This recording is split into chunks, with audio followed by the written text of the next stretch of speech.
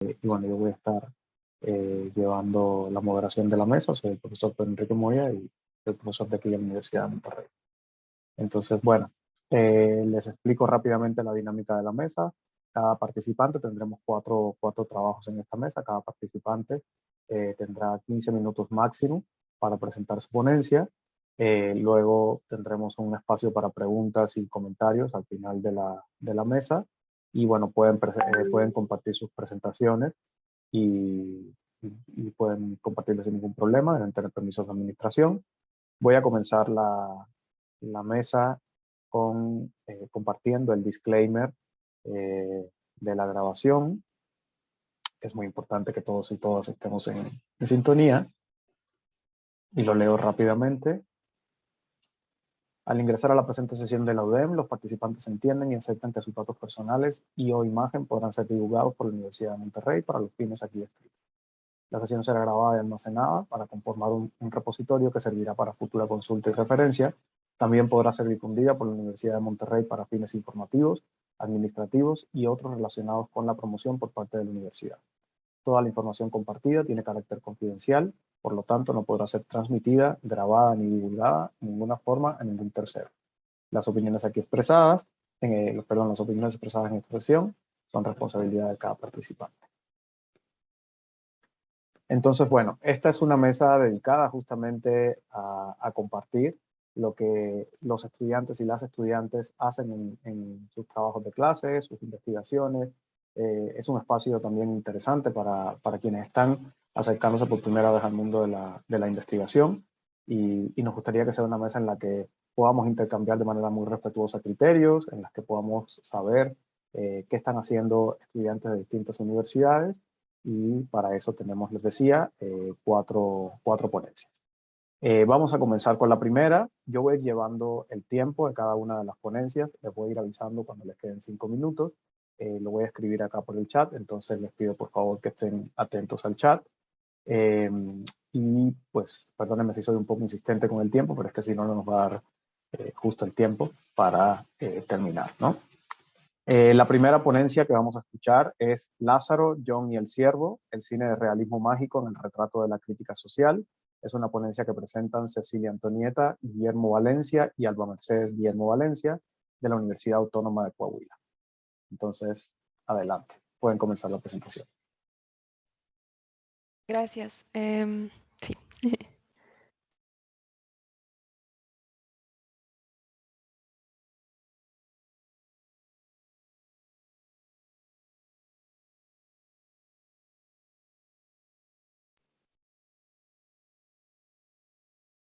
¿Van a presentar alguna presentación? ¿Pueden compartir pantalla? Sí, nada más estoy tratando de compartirla. Ah, ok. Ya voy. Mm,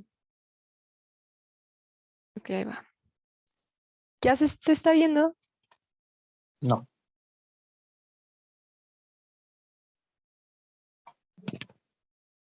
¿Ahora? ahora sí. ¿Ahora? Ok.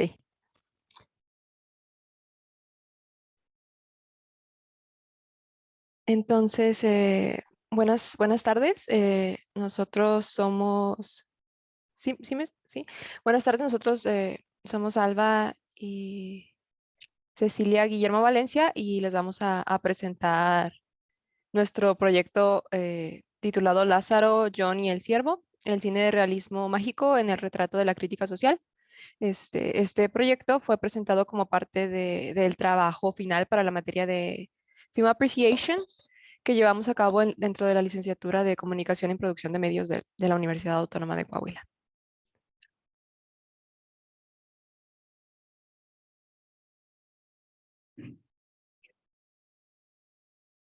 El presente trabajo tenía como objetivo principal el analizar el uso del realismo mágico en el cine y determinar si éste se empleaba se emplea para resaltar fenómenos sociales. Eh, Comenzamos con un poquito como de historia. Eh, el término de realismo mágico o la primera mención del término realismo mágico se le acredita a Franz Roh alrededor de 1920. Él la utilizaba para referirse a sus obras en las que mezclaba la magia con la realidad, la fantasía con la realidad. Sin embargo, fue hasta 1967 con el libro de Gabriel García Márquez, Cien años de soledad, cuando el realismo mágico empezó a establecerse como un género y empezó a desarrollarse y expandirse a otras áreas del arte, eventualmente llegando pues al cine.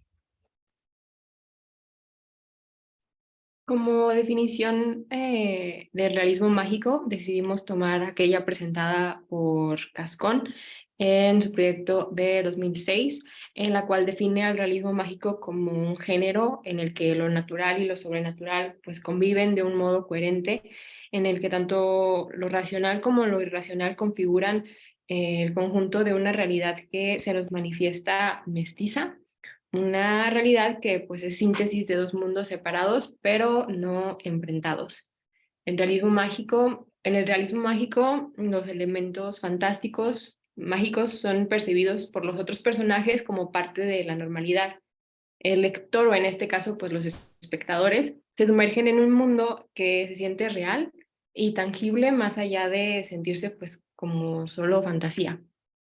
Además, históricamente el realismo mágico se ha utilizado pues como una crítica social, se utiliza la narrativa para cuestionar el subtexto de la realidad y pues ha sido un medio destacado para explorar temas como la violencia, el racismo, desigualdad y muchas más.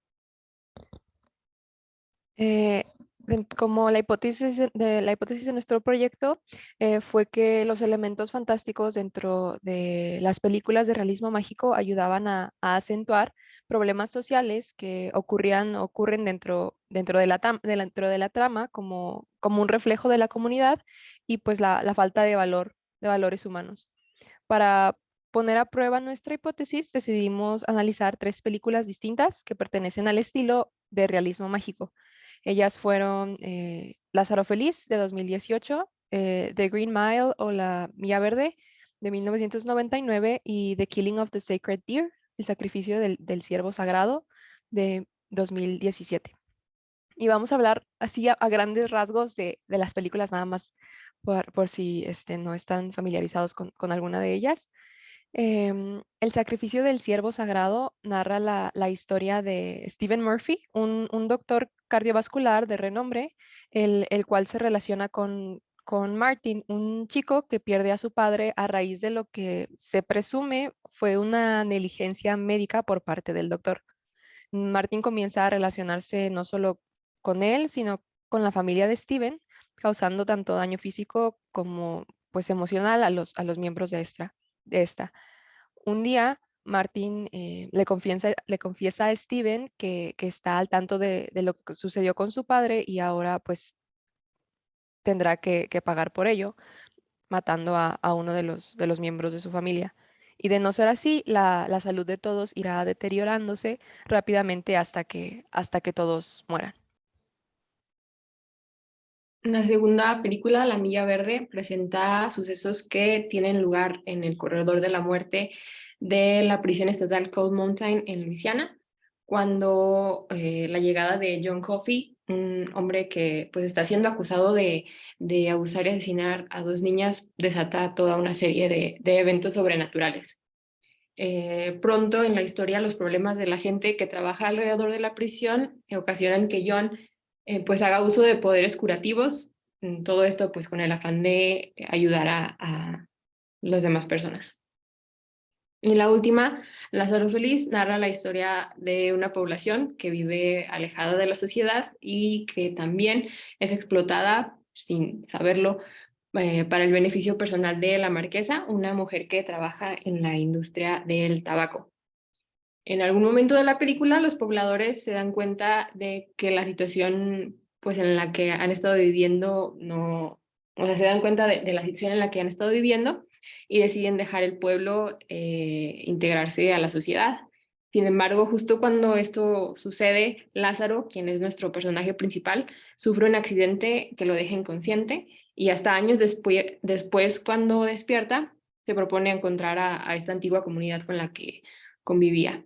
pero para la sorpresa de los demás, el tiempo no ha tenido un efecto en él y se encuentra igual como estaba la última vez que lo vieron.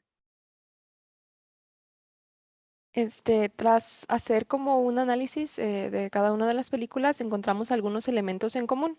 Este, Son más de estos tres que pusimos, pero estos eran como los más importantes.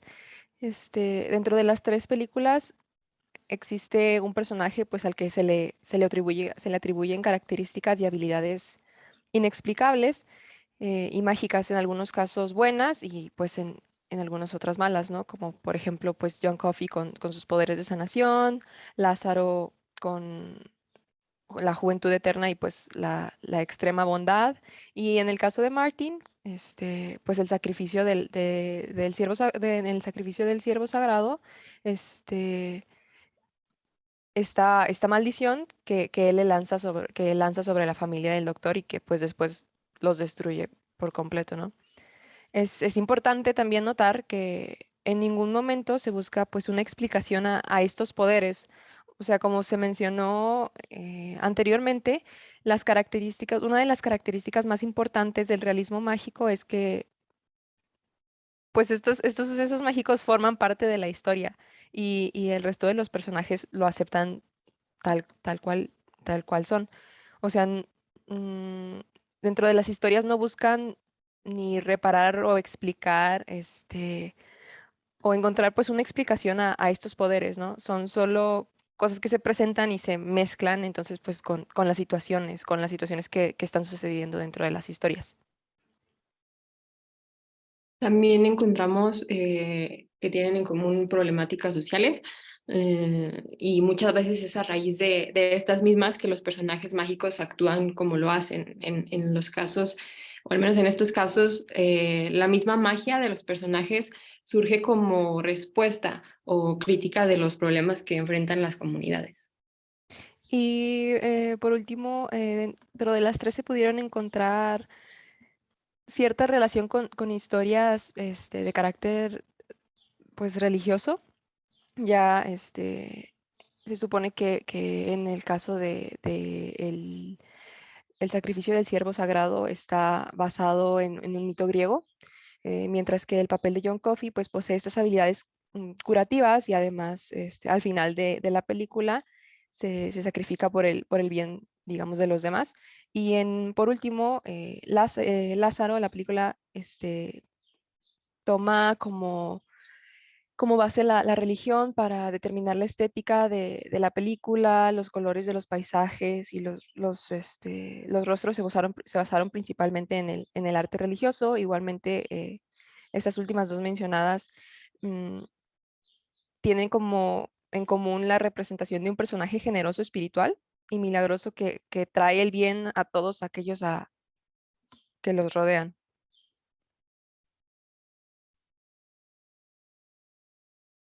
Nuestra conclusión fue pues que, como mencionamos, las tres películas tienen un elemento fundamental.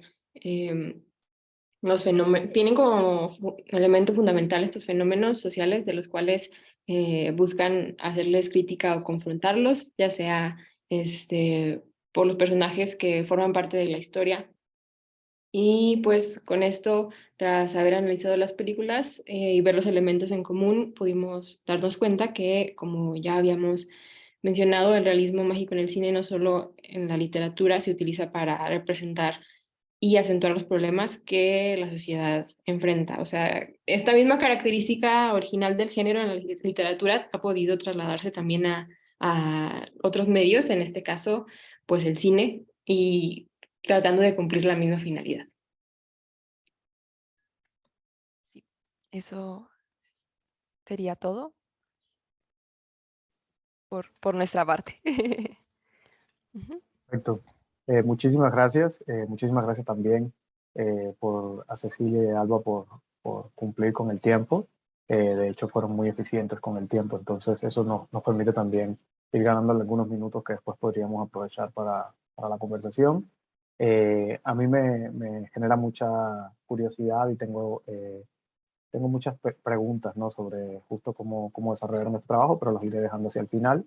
Entonces les pido que por favor pasemos a la ponencia que sigue, que es la ponencia de liderazgo creativo, que el autor es César Guillermo Franco Silva, estudiante de la Universidad de Monterrey.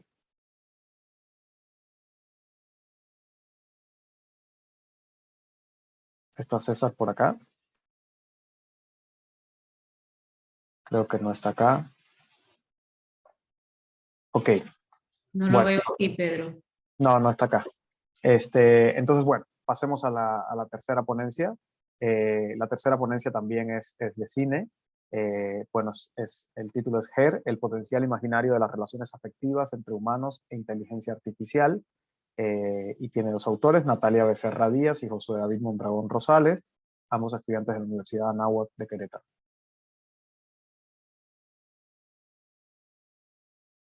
¿Están por acá? Natalia y Josué.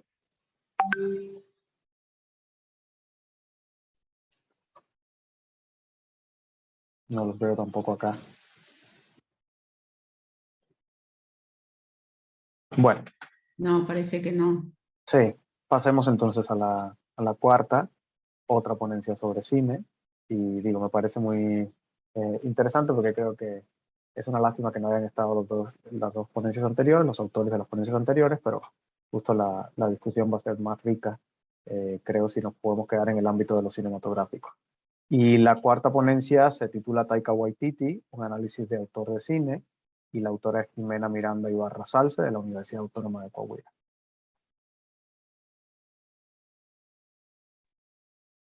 Hola, ¿qué tal? Déjenme comparto la pantalla. Perfecto, gracias, Jimena.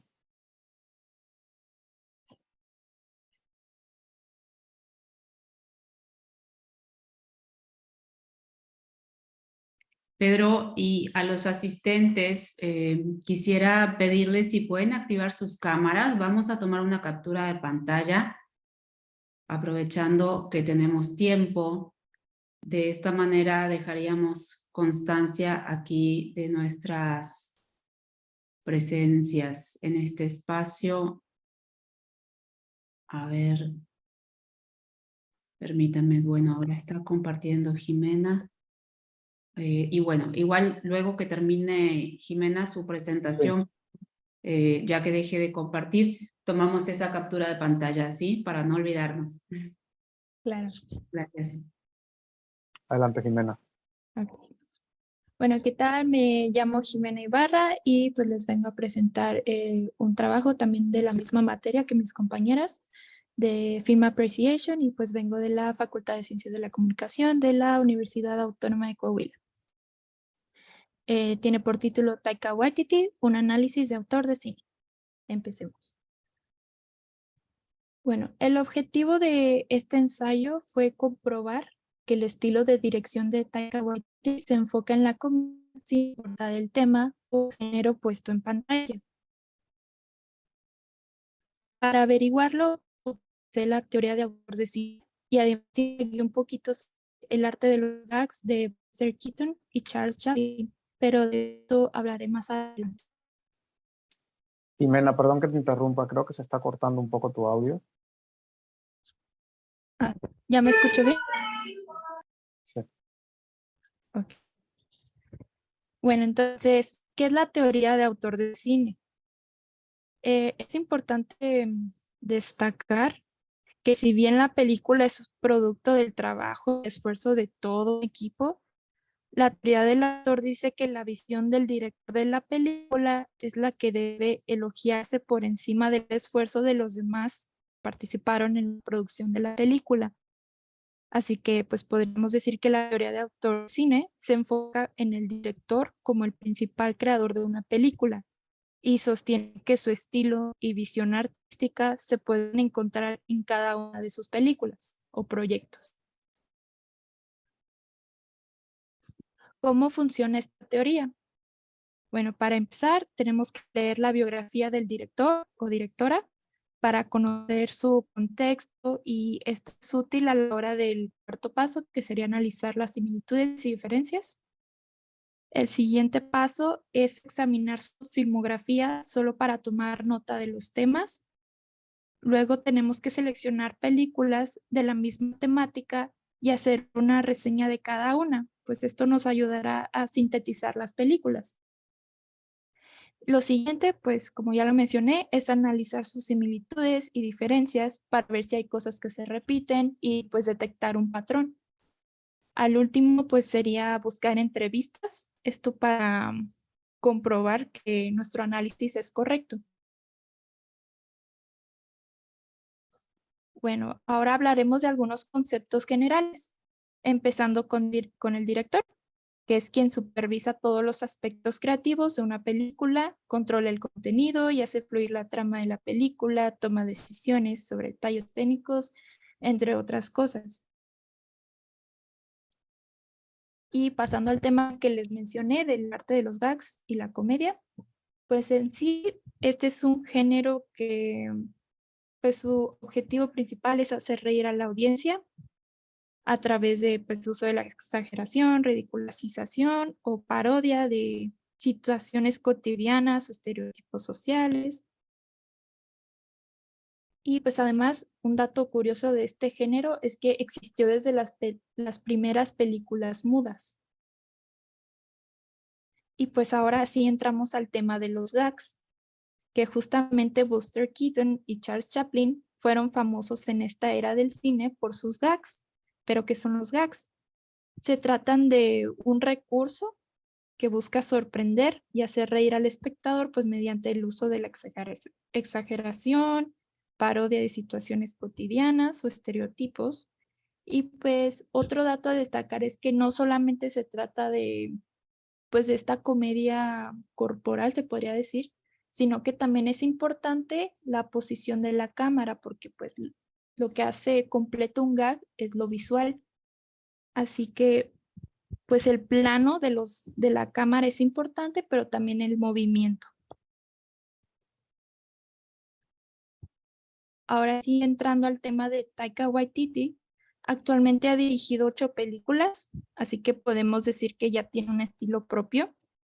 Y aquí yo les quise compartir un breve resumen de algunos hallazgos sobre el director que encontré, juntando como su biografía con algunas entrevistas que vi. Y se encontró como patrón que aborda temas de ausencia de los padres y la disfunción familiar. Y esto se relaciona a que una de sus vivencias de la infancia es que sus padres se divorciaron.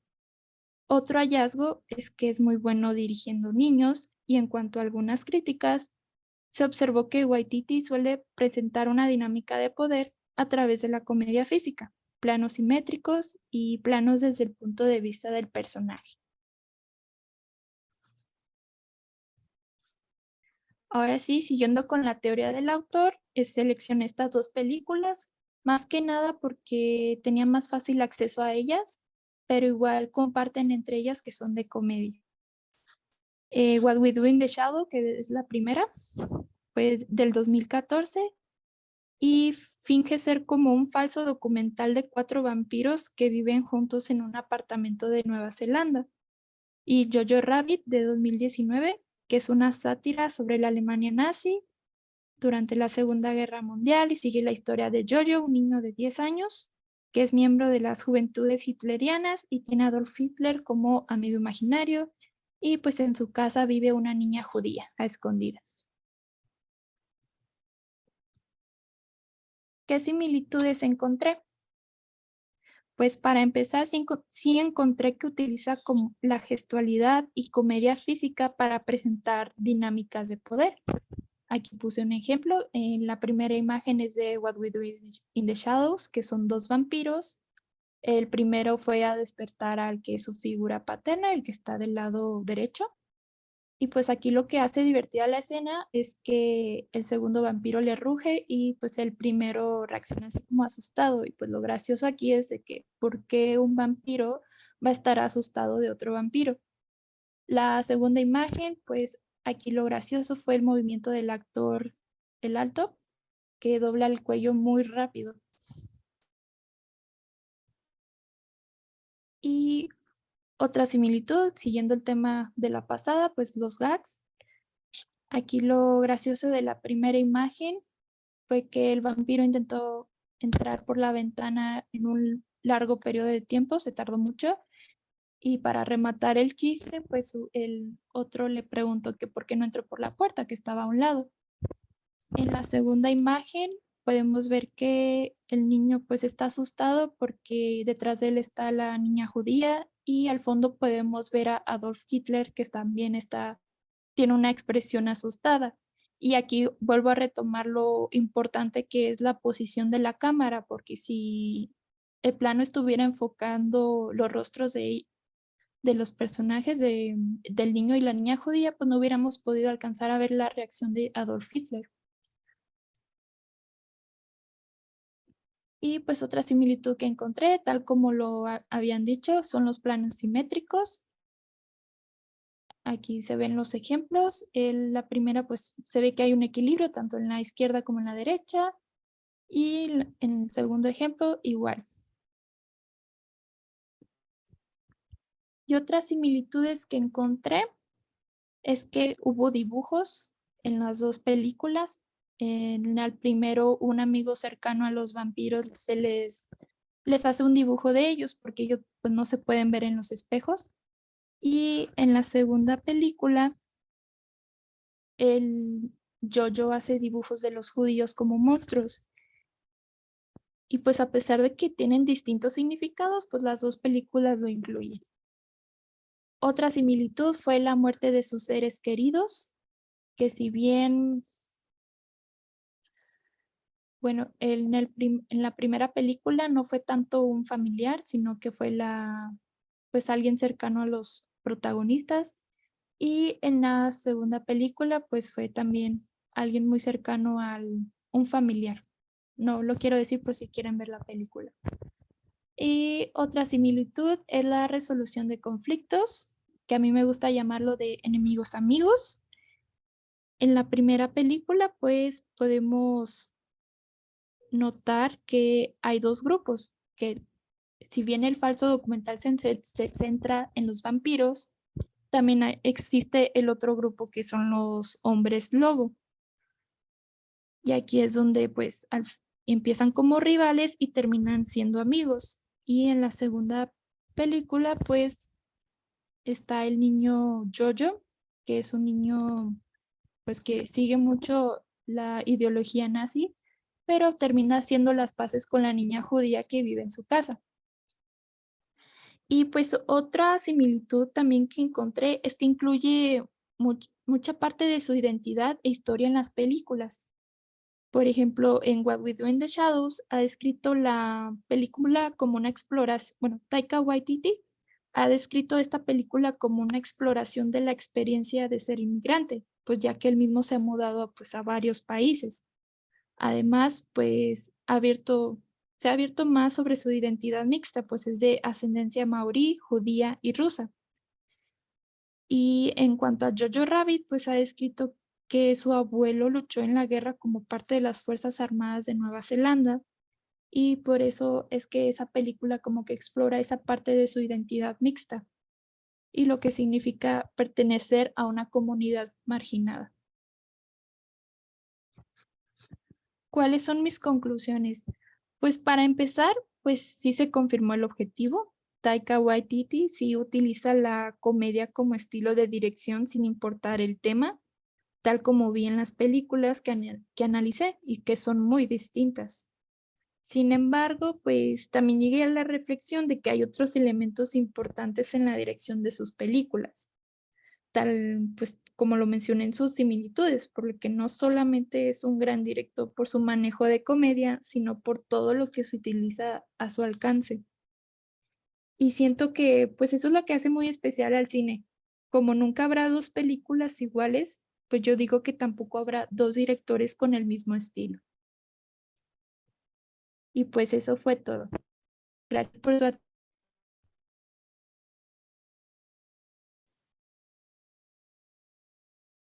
Muchas gracias, Jimena, por tu presentación. Bueno, antes de pasar a las preguntas y comentarios que tengan las personas que estén aquí en la sala conectadas, me gustaría, como decía la profesora Virginia, si pueden encender un momentito la cámara para hacer algunas capturas de pantalla y que nos quede como constancia de la mesa. Y también sirve que nos vemos las caras antes de empezar a opinar y a hacernos preguntas entre todos.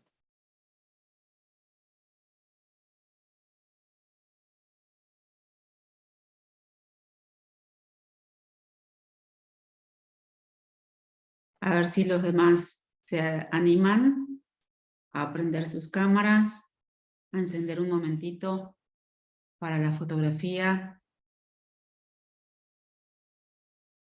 Dariela del Carmen, Rogelio Saucedo, Catalina Robles, Marta Ramírez, María del Socorro, Fernanda, Roxana López, César Guillermo, Clara Cabello. Si se animan, por favor, nada más un momentito para tomar la fotografía. Por favor.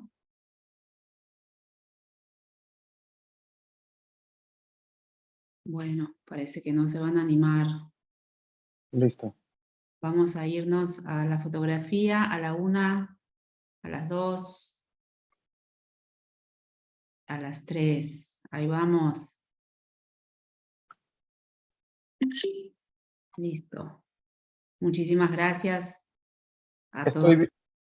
Estoy viendo que está conectado César Guillermo, que es uno de los autores que iba a participar en la mesa. Ah, qué bueno. Pues sí. César, no sé si me estás escuchando, si puedes participar con tu ponencia.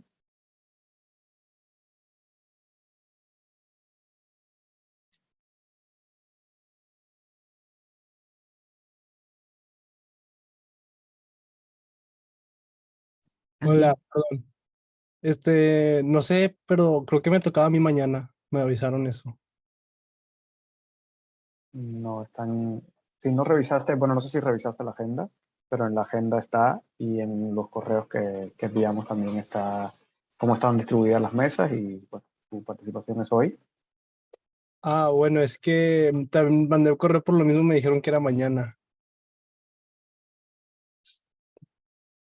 Bueno, no sé, Virginia, si Año. podemos reagendar la participación de César para mañana, pero Te digo, la verdad es que estás en el programa el día de hoy, César. A lo mejor pudieras aprovechar, no estoy segura en este momento de que mañana puedas presentar, porque en los registros que tenemos tienes el espacio el día de hoy, pero a lo mejor pudieras aprovechar este espacio para platicarnos cómo, bueno, en qué consistió tu trabajo, de qué se trató, qué fue lo que hiciste, cómo planteaste los autores que te sirvieron de referente, en fin, como aspectos generales. Y me quedo revisando qué pudiera haber sucedido, pero de primera, este es tu espacio y este es tu momento. Ok, perfecto. Sí, sí, claro. Digo, es que mandé por lo mismo un correo preguntándoles de qué onda, porque me dijeron que en el correo que era mañana y luego en la agenda yo también la revisé y me dijeron y les mandé correo que era hoy, pero pues bueno, voy. Si me pueden dar 5 minutos en lo que preparo todo, estaría perfecto. Ok. sí, ¿Cómo estamos de tiempo, Pedro?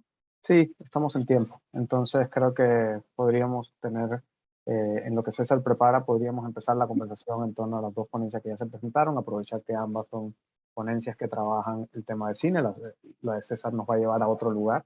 Entonces creo que estaría bueno empezar a generar un diálogo en torno a lo que ya se presentó. No sé si alguien de quienes están conectados tenga alguna pregunta o algún comentario. Yo tengo varios, pero no quisiera acaparar la conversación. Entonces, bueno, no sé si alguien quiera participar. Pueden hacerlo de dos maneras. Pueden levantar la mano y participar de manera, digamos, en cámara. O también pueden escribir sus preguntas aquí en el chat y las vamos leyendo, como ustedes prefieran. Si no, a mí me gustaría entonces, en lo que vamos calentando y nos vamos decidiendo, siempre es difícil ser el primero que participa. Ah, bueno, ahí está, una participación. Pedro Becerril, adelante.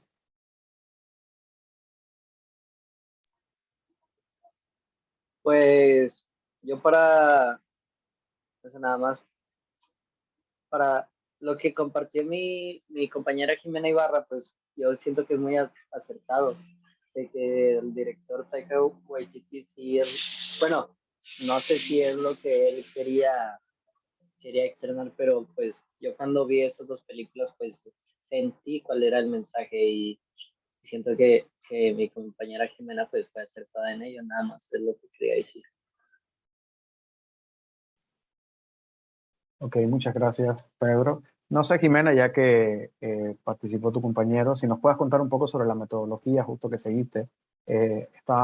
Hiciste un análisis de Taika Waititi como director, como autor, y justamente te guiaste por la teoría del autor. Y además lo hiciste desde una actualización de la teoría del autor, porque pues, la teoría del autor inicial, que nace en Francia, con los teóricos franceses, digamos que no contemplaba todos los elementos que se contemplan hoy en la teoría del autor, según incluso al autor que nos presentaste y la metodología de trabajo que tú seguiste. Entonces, no sé, Jimena, si nos quieras contar un poquito sobre eso, ¿no? Sobre cómo te acercaste primero a la película o al director y empezaste a hacerle estas preguntas a la obra del director, empezar a encontrar estos patrones, cómo encontraste estos patrones. No sé si quieras contarnos un poquito de ese proceso.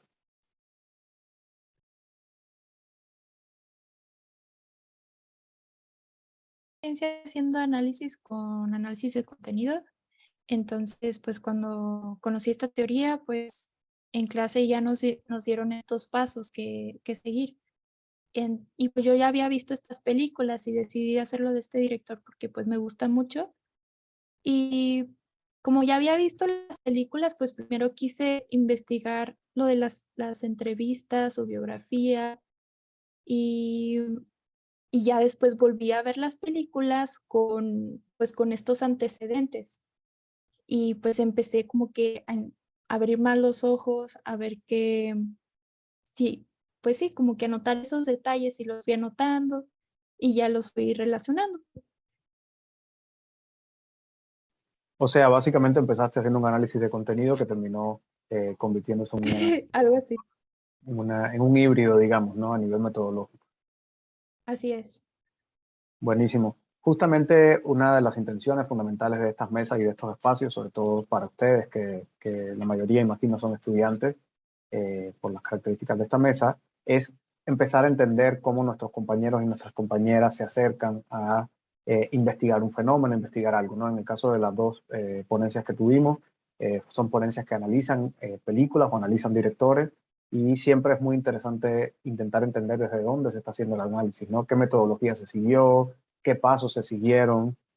Sobre todo cuando estamos haciendo análisis cinematográfico, siempre hay una cosa que parece que está al inicio y que parece que no estamos haciendo investigación, que es ver películas, ¿no? Y volver a ver la película y volver a ver la película, y parecería que ahí no hay un ejercicio de investigación.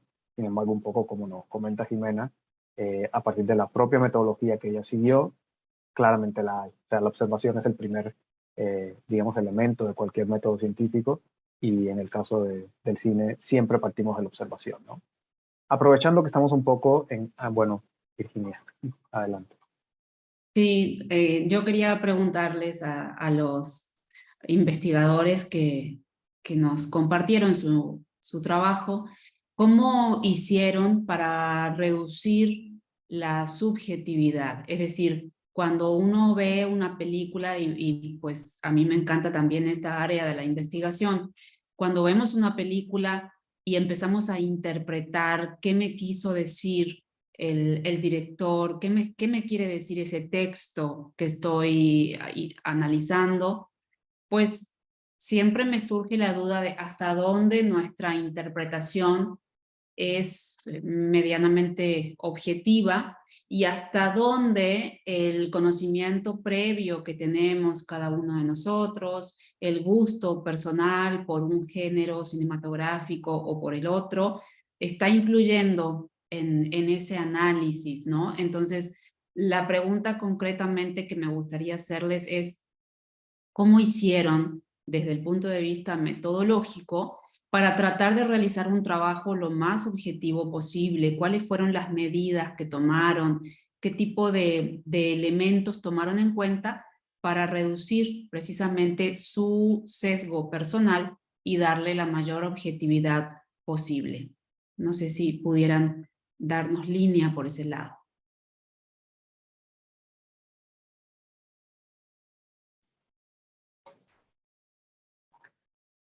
Quizás aquí voy a hacer un poco un pie forzado, quizás quieran comenzar a responder la pregunta Alba y Cecilia, que justo ya Jimena nos contó un poquito sobre su proceso de investigación, pero bueno, Alba y Cecilia no nos hablaron tanto de la metodología de trabajo que siguieron, entonces no sé si quieren comenzar ustedes, ¿no? Con esta pregunta que tiene la doctora Virginia de cómo separar el gusto, digamos que la subjetividad a la hora de ver una película y entonces hacer un análisis que sea que llegue al objetivo o intente ser objetivo. Sí,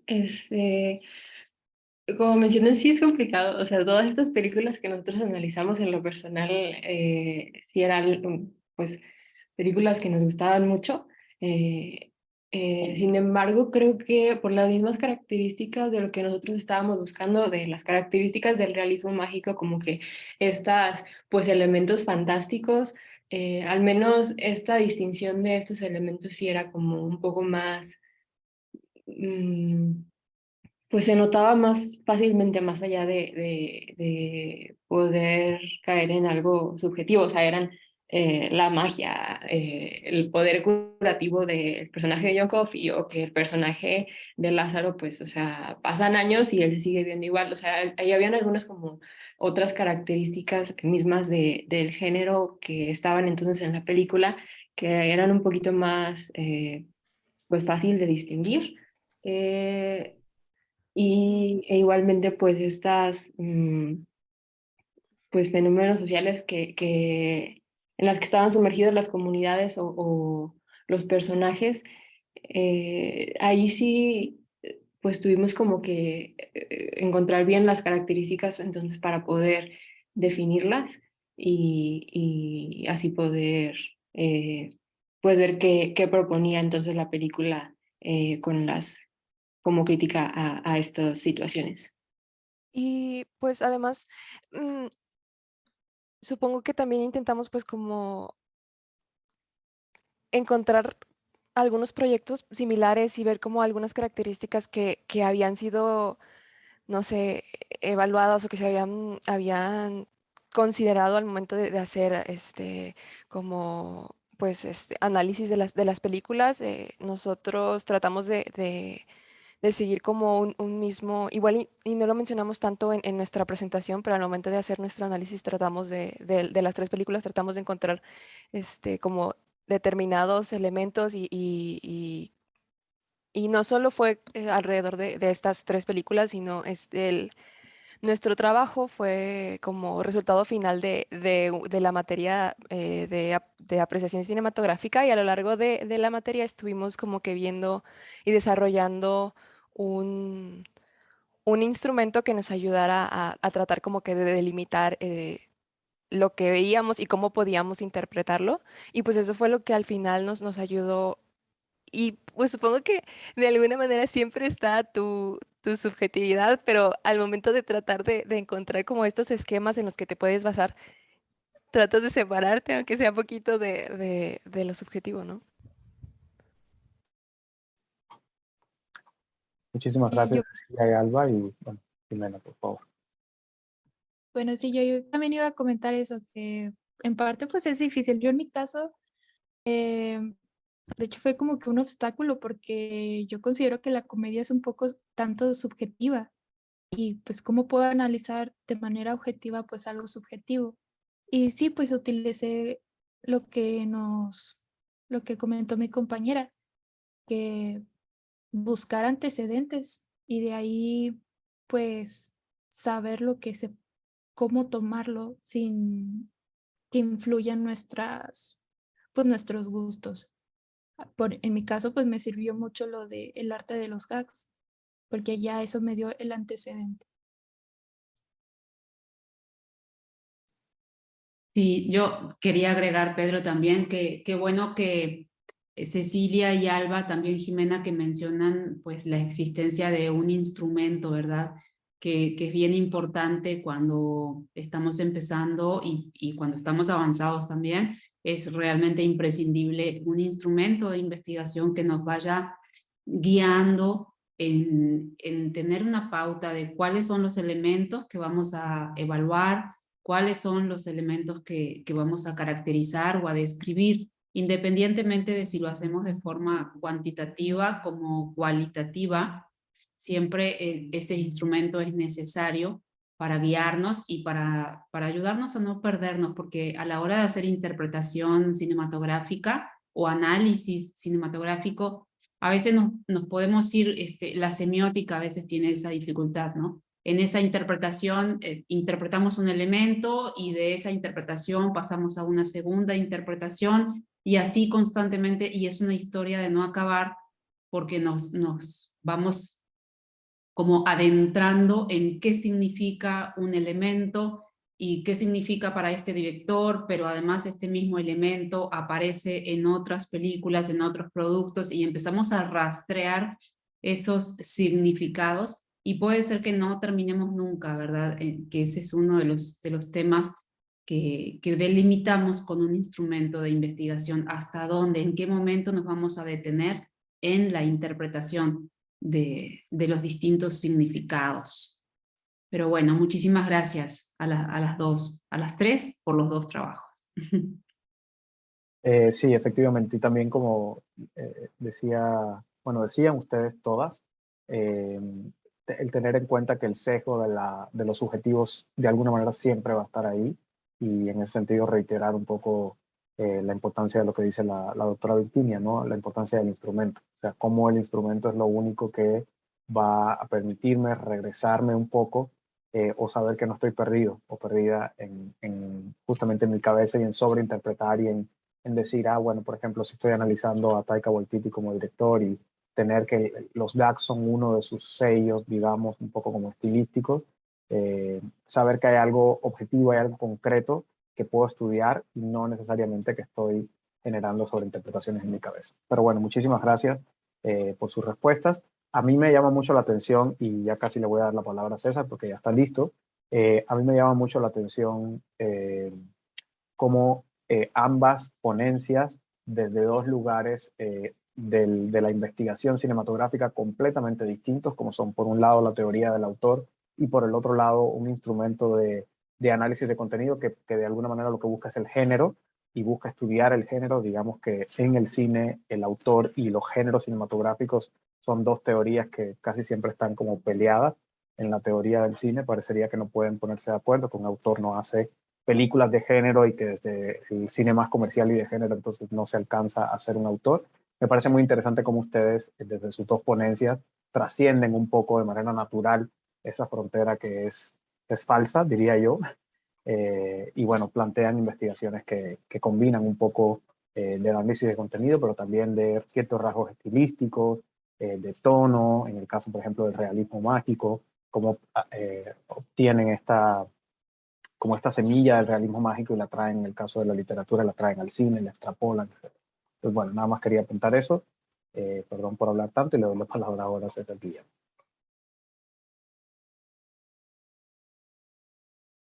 Hola, primero que nada, mucho gusto. Mi nombre es César Guillermo. Yo les vengo a hablar un poco de algo súper diferente a cine, que es el liderazgo deportivo. Esta investigación viene en colaboración con la doctora Nerla Silva. Y pues bueno, un pequeño resumen es que yo, al investigar acerca del liderazgo deportivo, me di cuenta de la problemática de que 4 de cada 5 adolescentes no realizan un ejercicio adecuado, lo cual podría poner en riesgo su salud física y mental. Y por otro lado, los adolescentes tienen la llave para un desarrollo justo y sostenible a nivel mundial, pero se enfrenta cada vez más a un mundo cambiante y competitivo. A esto se le tiene que añadir el fenómeno global que fue la pandemia, la cual expuso las debilidades de las estructuras sociales, políticas y empresariales, por lo que es principalmente necesario el desarrollo de líderes con habilidades de resiliencia y adaptabilidad, sin dejar de lado un poco la habilidad social y la comunicación asertiva. Bueno, un resumen de la investigación que hice fue que se realizó un estudio cuantitativo con muestra representativa de 45 adolescentes de entre 15 y 16 años, en donde se le categorizaron en tres grupos. El grupo A, que fue un grupo de adolescentes pertenecientes a un equipo representativo. El grupo B, que fue un grupo de adolescentes que realizaba una actividad deportiva. se le categorizó a este grupo como el grupo co-curricular y un grupo de control, el cual era 45 adolescentes que no realizaban ninguna actividad deportiva. Se reutilizaron encuestas basadas en 4 componentes, los cuales son la resiliencia, la adaptabilidad, la habilidad social y la comunicación asertiva, para medir el porcentaje del liderazgo desarrollado por los adolescentes y determinar si existe diferencia significativa en el liderazgo desarrollado entre los diferentes grupos. La idea surge que yo pertenezco a un grupo representativo de básquetbol y el CUR nos comentó que estaba abierta la vacante para el capitán, por lo que me entró la curiosidad y decidí investigar acerca del liderazgo y de qué era. Al tener más en mente la palabra líder en mi cabeza, me dio cuenta que mi institución tenía como propósito formar líderes. Yo en ese momento estaba en la preparatoria de la UDEM, en prepa UDEM USP, y me entró la duda si en verdad estaban formando líderes, por los que decidí que la mejor manera de comprobar si existe liderazgo en los jóvenes es realizando una investigación, ya que esto me llegó a esta idea, ya que a mi mamá le gusta mucho ese tema de la investigación, entonces ella me decía, pues investiga y, y pues obtener resultados, ¿no? Bueno, ¿de qué trata el proyecto? Esta investigación, como ya les he mencionado, tiene como objetivo evaluar el liderazgo vinculado con 4 componentes, los ya mencionados, que son la resiliencia, la adaptabilidad, la habilidad social y la comunicación asertiva, en los diferentes grupos ya mencionados. Se realizó un estudio con colaboración de las muestras y se utilizaron encuestas electrónicas para medir el liderazgo formado por los estudiantes y determinar si existe diferencia significativa en el liderazgo. Se espera que el liderazgo mostrado en el grupo de adolescentes del equipo representativo sea mayor que en el grupo de actividades deportivas o curriculares. La pregunta de investigación para esta investigación fue que si existe diferencia significativa del liderazgo vinculado con 4 componentes como resiliencia, habilidad social, comunicación asertiva y adaptabilidad, desarrollado en adolescentes de 15 y 19 años, que participan en equipos deportivos representativos y en actividades deportivas extracurriculares a través de una encuesta. La hipótesis es que sí existe una diferencia significativa y las variables de mi investigación fueron el porcentaje de liderazgo medido por medio del análisis, respuesta de una encuesta vinculada con los 4 componentes de liderazgo ya mencionados. Las variables independientes son los diferentes grupos que existían y las variables controladas fueron las de la edad, la escuela en donde los 45 estudiantes de cada grupo. La metodología para esta investigación fue la medición de las variables del objetivo de estudio de esta investigación. Se hizo uso mediante una encuesta electrónica. Esta encuesta fue adaptada con 20 ítems en los cuales se usaron 2 tipos de respuestas. Una escala tipo Likert de 10 puntos, del 1 al 10, y otra tipo dicotómica como verdadero o falso. La aplicación fue individual con un tiempo promedio de 10 minutos. Las dimensiones de importancia para medir el porcentaje de liderazgo fueron que la resiliencia y adaptabilidad con un valor de 60% dentro de la encuesta y la habilidad social y comunicación asertiva con un valor dentro del 40% dentro de la encuesta. Se usó la herramienta Excel para cuantificar consistentemente las respuestas, obteniendo los porcentajes del liderazgo y consecuentemente se procedió a realizar pruebas estadísticas de correlación y test students para comprobar los resultados. Los resultados fueron que se puede observar, como se puede observar en la gráfica 1, que existe una diferencia significativa en los porcentajes de liderazgo, ya que existe una media del 51%, 59% de liderazgo en la muestra de control, comparada con el grupo de actividades curriculares con una media del 62%. Asimismo, el equipo representativo obtuvo una media de 73.75% de liderazgo. Ya que existió un traslape en las barras de error, se procedió a realizar una prueba test students obteniendo un valor de P menor de 0.05, rechazando la hipótesis nula con un 95% de confiabilidad. A la comprobación de los datos también se estableció la hipótesis nula y la hipótesis alternativa. En la hipótesis nula se dice que no existe una relación entre el promedio y el liderazgo, y la hipótesis alternativa dice que sí existe una relación entre el promedio y el liderazgo. De igual manera, se rechazó la hipótesis nula y ya que se pudo obtener esto mediante la R calculada, la cual es mayor a la R de tablas de Pearson, con un porcentaje de 95% de confianza, por lo que se acepta que sí existe una relación entre el promedio del liderazgo y el número de horas de entrenamiento de los adolescentes entre 15 y 19 años. En la gráfica 2 se pudo observar que existe una tendencia positiva de los datos obtenidos mostrando en relación entre el liderazgo y el número de horas de entrenamiento, Entre más entrenamiento realiza el adolescente, mayor es el porcentaje de liderazgo que éste obtiene. En conclusión, se aceptó la hipótesis donde se establece que sí existe diferencia significativa en el porcentaje de liderazgo vinculado con los 4 componentes y se desarrolló que, de acuerdo a los resultados, el adolescente que realiza alguna actividad deportiva desarrolla habilidades que le permiten adaptarse al cambio y tomar decisiones asertivas en su vida. Asimismo, se encontró que hay una diferencia con respecto al grupo control, los cuales no realizan ninguna actividad específica. Y en reflexión, es necesario buscar estrategias que generen líderes que sean capaces de enfrentar los retos cambiantes que presentan nuestra sociedad y que además sepan enfrentar situaciones como las que nos presentó la pandemia. Una actividad deportiva, además de generar un liderazgo en los adolescentes, puede ayudar a mantener una vida sana en el adulto del mañana. Y pues eso fue una presentación rápida. Y no sé si tengan alguna duda acerca de la investigación. Muchísimas gracias, César. También gracias por cumplir con el tiempo reglamentario. Creo que las 3 ponencias en ese sentido han sido modelos, ¿no? De cómo hacer un buen uso del tiempo. No sé si las personas que están conectadas tienen preguntas, comentarios para César. Bueno, adelante, Virginia. Sí, bueno, primero que nada, César, muchísimas gracias. Creo que fue una presentación excelente y sobre todo tomando en cuenta que tenías ahí ese malentendido o esa confusión que hubo con correos y con tu tiempo para presentar y realmente de forma muy valiente y muy clara, pues has presentado los resultados de una investigación que por lo que mostraste se ve muy interesante, muy rigurosa, tomando en cuenta una problemática real, ¿verdad? Si tomamos en cuenta que México tiene altos índices de obesidad infantil y juvenil y también adulto, pues creo que es realmente muy relevante para aportar a la solución de un problema nacional, de un problema real, ¿verdad? En muchos países del mundo, pero también y especialmente aquí en México.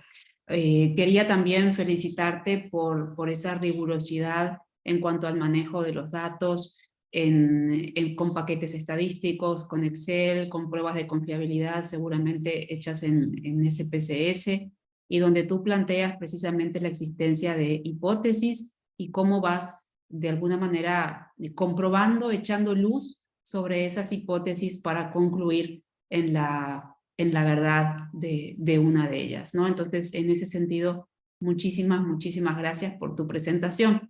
Y yo quería preguntarte, pues entiendo que estás ahora iniciando con la formación universitaria de licenciatura, entonces, ahora que ya hiciste esta investigación, que ya avanzaste y concluiste en esta investigación, tengo 2 preguntas muy concretas, 3 preguntas muy concretas. La primera es cómo diste a conocer estos resultados entre tus compañeros y profesores de preparatoria.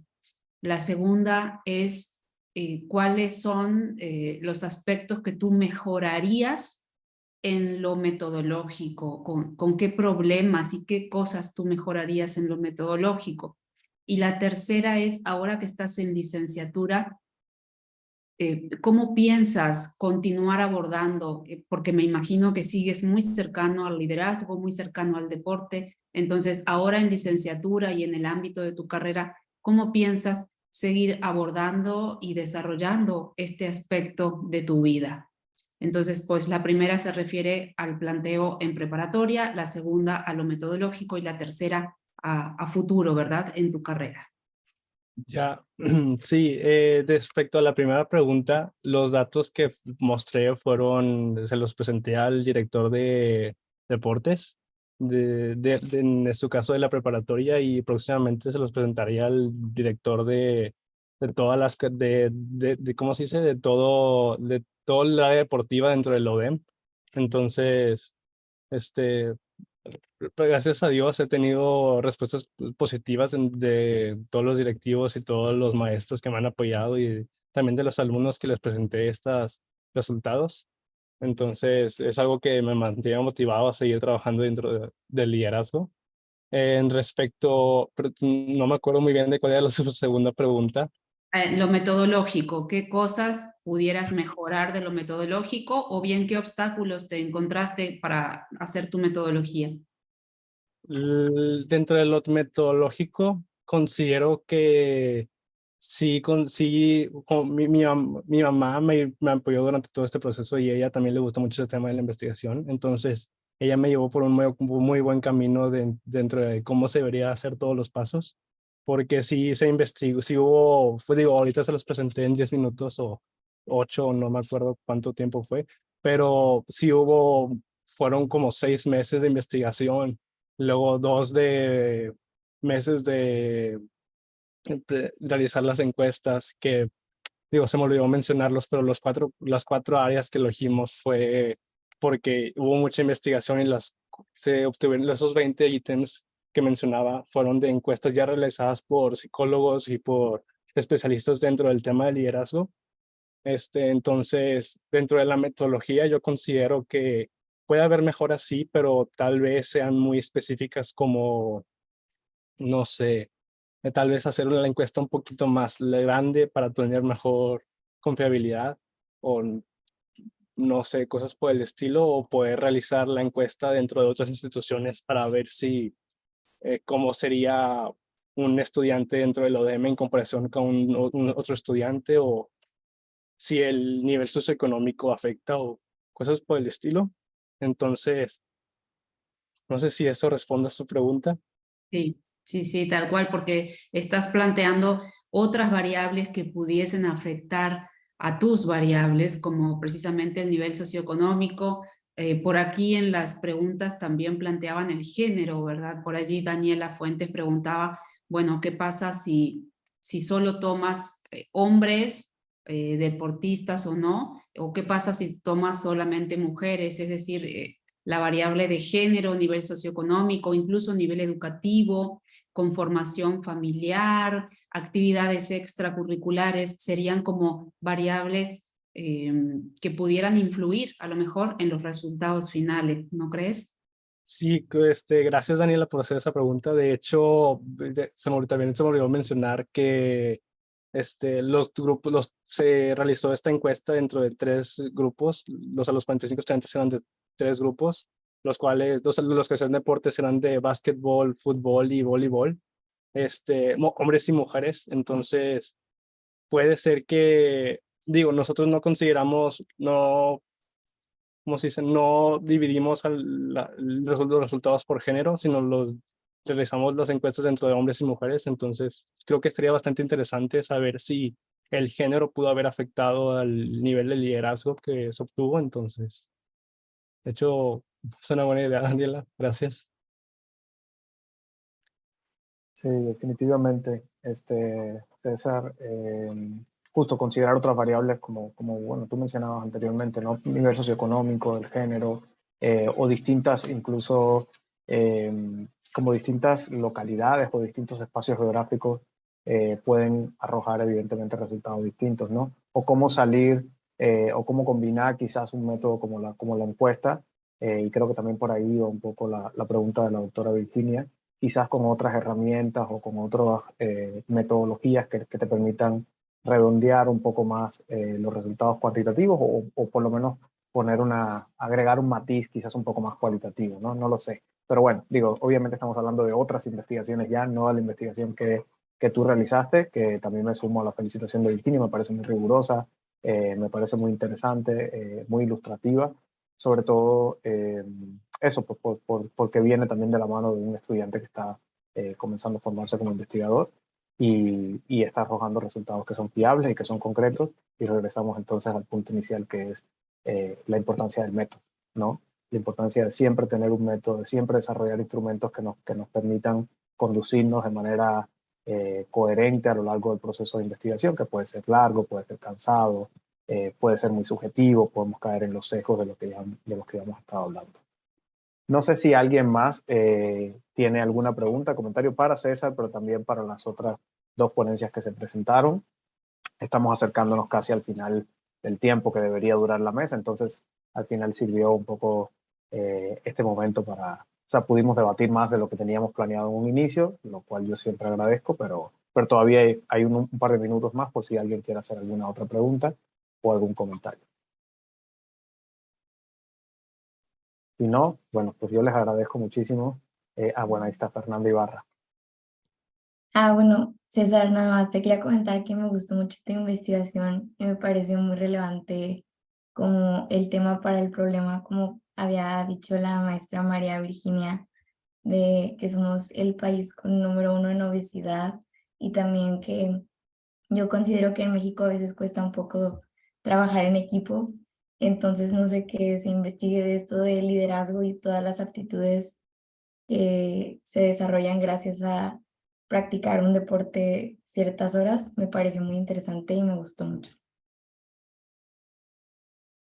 Gracias. Yo Gracias. también quisiera, Pedro, y bueno, integrantes de la mesa, quisiera hacer nada más una reflexión de estos espacios son muy buenos y son muy útiles para conocer lo que realizan, la gran cantidad de investigación que realizan los estudiantes desde el nivel de preparatoria y ni que hablar de nivel de licenciatura y de posgrado, ¿verdad? Entonces, quisiera nada más enfatizar en esos aspectos que es súper importante ir avanzando en el conocimiento y en la formación, pero siempre de la mano de las metodologías científicas y aprendiendo a crearlas, a crear instrumentos de medición, de evaluación y a poder trabajar entre la teoría y la práctica generando conocimiento. Entonces, a veces en las clases pudiéramos sentir cansado, pudiéramos quejarnos de la investigación, pero en definitiva,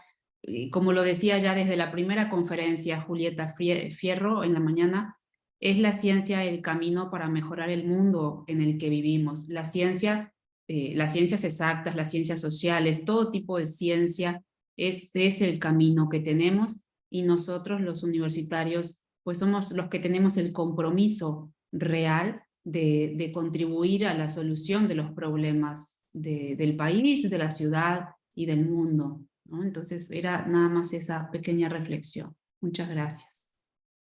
Muchas gracias, Virginia. Hay una última pregunta que si puedes responder así de manera muy, muy rápida, César, estaría buenísimo, porque es para ti, de Nerla Franco, y dice, ¿cuáles eran los resultados que esperabas obtener como deportista? Creo que por ahí había una hipótesis, pero bueno, no sé si... Como deportista sí esperaba que hubiera un liderazgo, digo, porque he hecho deporte desde primero de primaria, casi desde los 6, 8 años. Entonces, saber que este deporte que he realizado me ha llevado a generar algo no cuantitativo como es el liderazgo. Digo, fue un, ¿cómo se dice? Como obtener algo, o sea, fue muy gratificante obtener de que esto, entonces.